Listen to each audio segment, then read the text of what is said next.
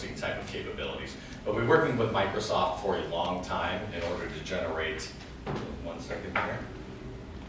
I want to make sure that we don't have that stuck.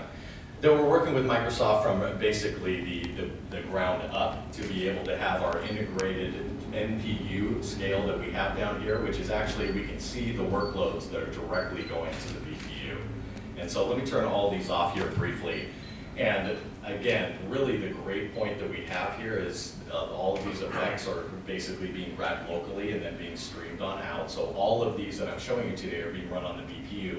And video conferencing and intelligent collaboration is the perfect workload for the VPU because we're taking all of those resources off for, it's an elongated work model, which is how long are we on meetings? 30 minutes or over an hour. If we're attending a conference, it can be even longer, up to 4 or 8 hours.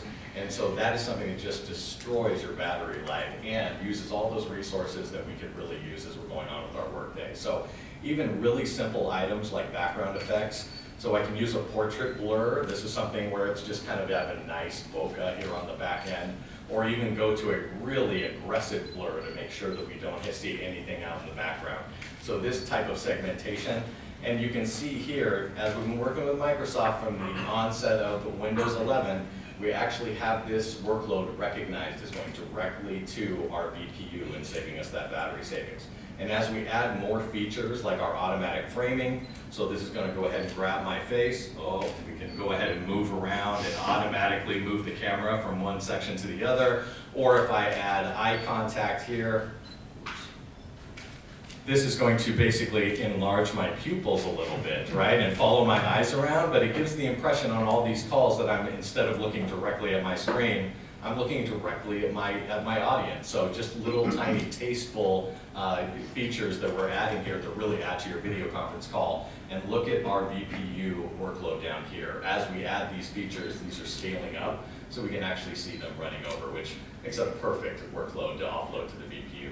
Yeah, I guess one other thing I'd add there, you know, maybe 20% is the consumption of the VPU that's being used here for these effects.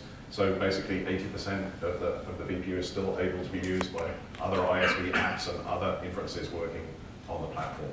And we've done that all through a standard Microsoft driver called MCDM, which we work with Microsoft on. And it's very sort of closely associated with the DirectX stack in Windows.